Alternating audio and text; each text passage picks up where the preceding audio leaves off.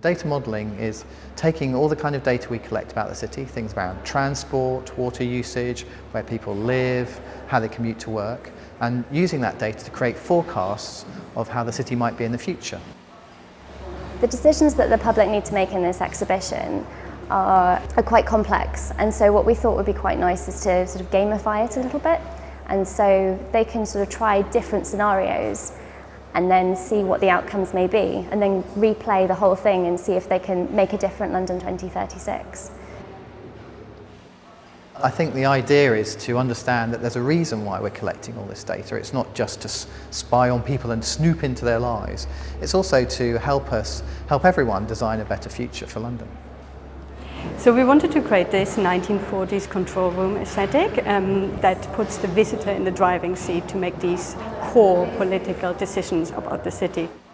So it was really fun in this age where we're so dominated by touchscreens, and also for me as a designer, where I've mainly been designing for touchscreens for the last sort of 6-7 years, to actually work with something which is physical again and tactile, and then figure out how the two components talk to each other and how you visually communicate that to the user, and how you make that fun.